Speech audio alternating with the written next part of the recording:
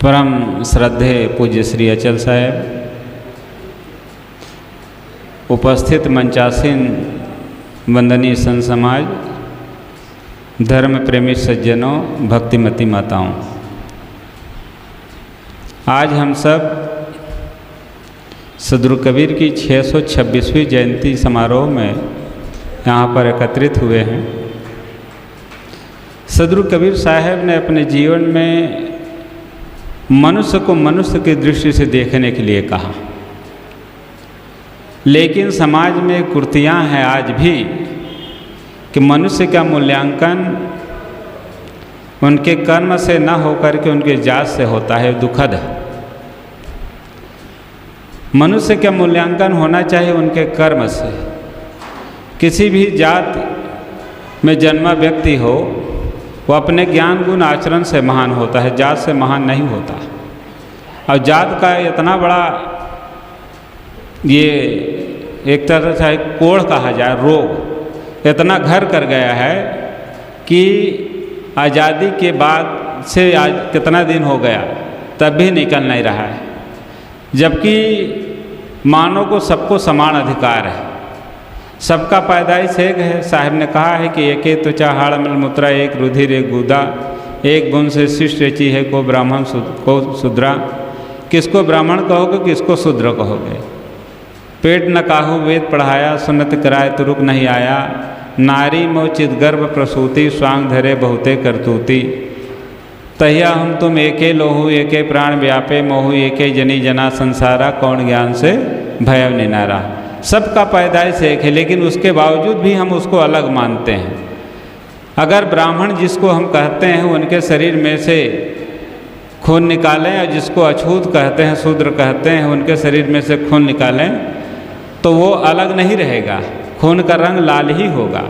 कबीर साहब ने कहा ना, कारी पीरी दूधो गाय ताकर दूध देव बिल गाय। काली गाय पीली गाय के दूध दूहो तो दूध निकाल करके एक बाल्टी में से दूसरे बाल्टी में मिला दो, फिर उसके बाद अलग करने के लिए कहो, अलग नहीं हो पाएगा। तो हम सबको चाहिए इसका जो है विरोध करना चाहिए समाज में। उत्तर प्रदेश में तो और बड़ा ये स्थिति है, उत्तर गुजरात की तो मैं नहीं जानता ज़्यादा, लेकिन उत्तर प्रदेश में भयावह स्थिति है। कोई ठाकुरों का गांव है तो कोई दलित घोड़े पर बैठ करके सवारी नहीं कर सकता है, दूल्हा बारात नहीं जा सकता है। अभी देखिए कई घटना सुनने में आया, कहीं विद्यालय में बच्चे जो है पानी पी लिया, अछूत जात का था, उसको मार करके, क्या किया, राजस्थान की घटना है, मार करके लोग उसको इतना पिटाई की कि वो मर ही गया। बहुत विकट स्थिति समाज में है। कब सुधरेगा समाज? आज़ादी के 75 साल के बाद भी इसमें कोई परिवर्तन नहीं। भगवान बुद्ध हुए, महावीर स्वामी हुए, सदगुरु कबीर साहब हुए और जितने महापुरुष हुए, इसका मानवतावाद का खूब जोर से उन्होंने जोर शोर से प्रचार प्रसार किया, लेकिन परिवर्तन नहीं हो रहा है। और परिवर्तन न होने के कारण हम आपकी कमी, हम आप लोग भी घर पर अपना बैठाए रखते। उत्तर प्रदेश में चले जाइए, हमारे संतों के यहाँ बड़ा विचित्र होता था, अब तो बहुत कम हो गया। नहीं तो अमुक जात के ही भंडारी होगा, अमुक जात के भंडारी नहीं होगा। अब बड़े बड़े महापुरुष कबीर पंथी में कहलाने वाले हुए, लेकिन इस पक्षपात को नहीं छोड़ पाए। कहीं जाएंगे, अभी बैकवर्डों के यहाँ चले जाए, ओबीसी जिसको कहते हैं, उनके यहाँ अगर दलित समाज का अगर कोई संत है, अब उनको पता चल जाए तो संपूर्ण लोग नहीं स्वीकारेंगे। संत आश्रम में तो चलता है, आश्रम में कोई विरोध नहीं करता। जैसे हमारा अयोध्या कबीर मंदिर है, इलाहाबाद है, आश्रमों में जाए तो वहाँ कोई दिक्कत नहीं, वहाँ कोई चीज़ नहीं पूछता है। लेकिन हम ही लोग जा कर के अगर भक्तों के यहाँ जाएँ, अब भक्तों को पता चल जाए तो उनको अच्छा नहीं लगता है। ये कोड़ है, ये कोड़ खत्म होना चाहिए। बहुत बड़ा ज़बरदस्त कोड़ है। हिंदू के घर में जन्मा हिंदू कहलाया, मुस्लिम के घर में जन्मा मुस्लिम कहलाया, सिख ईसाई पारसी के घर में जन्मा सिख ईसाई पारसी कहलाया। अफसोस है मानव के घर में जन्मा मानव नहीं कहलाया। दुख की बात तो यह है कि मनुष्य के घर में जन्म लिया और मनुष्य नहीं कहलाता। कबीर साहब कोई हिंदू को तुर्क कहावे, किसको हिंदू कहोगे, किसको मुसलमान कहोगे। माँ के गर्भ से जब आता है तो नर्मदा के संबंध से गर्भ रहता है, और एक ही रास्ते से सब आते हैं, और यहाँ आकर के अलग अलग मानते हैं। कबीर साहब ने कहा, कौन ज्ञान से भयव निनारा। जो तू ब्राह्मण ब्राह्मणी क्यों जाया, और राह दे काहे न आया। अगर तुम अपने को ब्राह्मण मानते हो तो दूसरे रास्ते से तुम्हें आना चाहिए। जो तू तुर्की के जाया, पेट ही काहे न सुन्नति कराए। अगर तुम अपने को तुर्क मानते हो, मुसलमान मानते हो, तो पेट से सुन्नत करा करके क्यों नहीं आए। बाहर आकर के जो करते हो कि बाहर आकर के जनेऊ पहन लिए, पहर जनेऊ जो ब्राह्मण होना औरत को क्या कर पहराया, वो जन्म के 100 दिन पर से तुम पाड़े क्यों खाया? अरे तुम अपना तो जनेऊ संस्कार करके ब्राह्मण बन गए, लेकिन जो धर्म पत्नी है उनका कोई जनेऊ संस्कार तो है नहीं। पहले ज़माने में यहाँ तक था कि शूद्रो नारी ना धेताम, शूद्र नारियों को पढ़ने का अधिकार ही नहीं था। महात्मा ज्योतिराव फुले ना होते और अंग्रेज का शासन ना होता तो शायद ये अधिकार ना मिलता पढ़ने का। अब आज भी ऐसे समाज के लोग हैं जो ख़त्म करना चाह रहे हैं। इतना कुर्ता है ये राजनेता लोग, बहुत ज़्यादा और जातिवाद फैलाते हैं। संत महात्मा जितना मेहनत करेंगे, ये राजनेता जातिवाद को लेकर के और ज़्यादा उसका मंडन करते हैं, क्योंकि वोट की राजनीति है। अब किसी जात का अगर व्यक्ति खड़े हो गया तो दूसरे जात के लोग अपने जात को वोट देता है, जातिगत संभावना है। अभी आप हमारे अयोध्या के देख लीजिए, अयोध्या का जो चुनाव हुआ है, राम मंदिर जब बना था तो ऐसा लगता था कि पूरा राममय हो गया पूरा अयोध्या, लेकिन वहाँ के जनता, वहाँ के जो सांसद था, उन्होंने शुरुआत ही में कह दिया कि 273 से काम नहीं चलने वाला है, संविधान में संशोधन करना है, 400 पार चाहिए।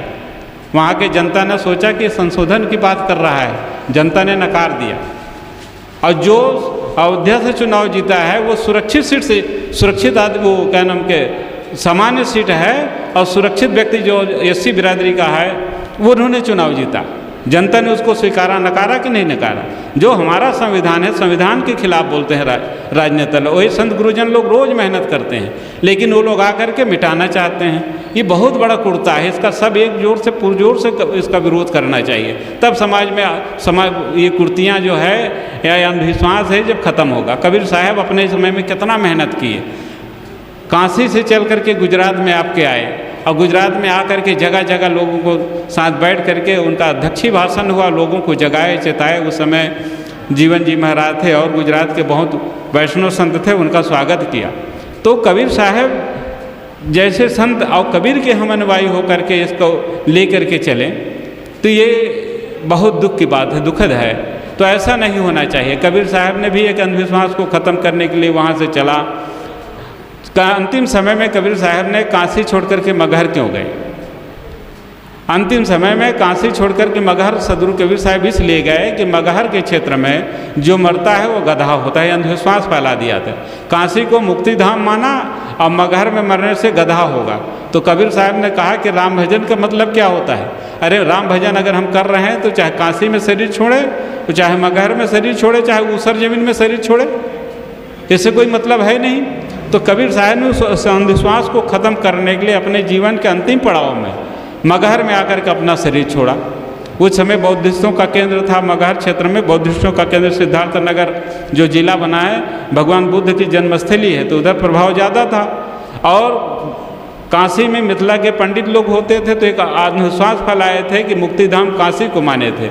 मुक्तिधाम काशी को इसलिए माने थे कि वहाँ पूजापा का वो होता है ना भाई, जब मुक्तिधाम मान करके लोग आएंगे तो वहाँ हम लोगों को पूजा मिलेगा। और अपने पूजापा के चक्कर में अंधविश्वास फैला दिए थे समाज में। लेकिन उन कुर्तियों को तोड़ने के लिए कबीर साहब ने अपने जीवन के अंतिम समय में मगहर जा कर के शरीर छोड़ा। मग कहते हैं रास्ता को, हर कहते हैं ज्ञान को। और ज्ञान मार्ग में जो कहीं भी शरीर छोड़े अमृत को पाएगा। तो इस अंधविश्वास को ख़त्म करने के लिए कबीर साहब ने तोड़ा। और कबीर साहब तो हर पहलू पर मतलब विचार रखे कि कुसंग पर और सुसंग पर संगत कीजिए साधु के हरे और की ब्याद ओछी संगत कुड़ के आठों पहरुपाद। संगत से सुख उपजे कुसंगत से दुख होए, कहाँ कबीर तहाँ जाइए जहाँ अपनी संगत होए। मारी मरे कुसंग की केरा साथी बैर, वह हाले वह चिंधरे विधना संग निबेर। कुसंग पर भी जोर दिया। और कबीर साहब का पालन पोषण कहाँ हुआ था सब लोग जानते हैं। नीरू नीमा जो दंपत्ति जुलाहे थे उनके यहाँ पालन पोषण हुआ।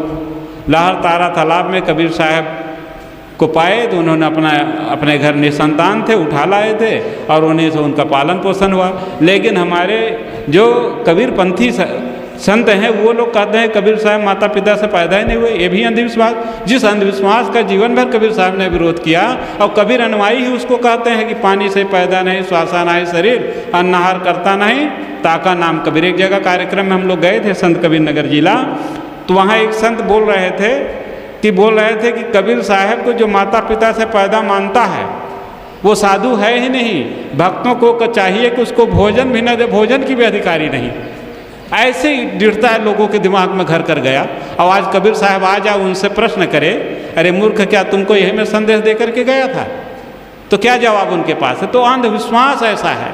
कहते हैं कबीर साहब सतलोक से आए थे। जिस पौराणिक अवतारवाद का कबीर साहब ने खंडन किया और कबीर के अनुयायी उसको और पुष्टि कर रहे हैं। कबीर साहब के मंदिरों में जाइए तो कई जगह मंदिर कबीर साहब के प्रतिमा के पूजा होता है, मूर्ति बना करके रखे हैं, पूजा करते हैं। और कबीर साहब ने खुद कहा था कि दुनिया ऐसी बावरी पाथर पूजन जाए, घर की चाकी कोई न पूजे, जेके कूटा पीसा खाए। पहाड़ पूजा हरी मिले तो मैं पूजू पहाड़, आते तो चाकी भली पीस खाए संसार। मुसलमान भाइयों को भी कहा कि काकर पासा जोड़ के मस्जिद लिया चुना है, ता चढ़ी मुल्ला बांग दे, क्या बहरा हुआ खुदा है? तुम्हारा बहरा खुदा है क्या? कितना निर्भीक होकर के कबीर साहब कहे। और उस समय के लोग हिंदू और मुसलमान दोनों कबीर के अनुयायी हुए, कोई पक्षपात नहीं। कबीर साहब जो कहते थे कोई पक्षपात से रहित बात करते थे। तो मैं अधिक न कह करके अपने वाणी पर विराम लेता हूँ। बोली सद्गुरुदेव की जय।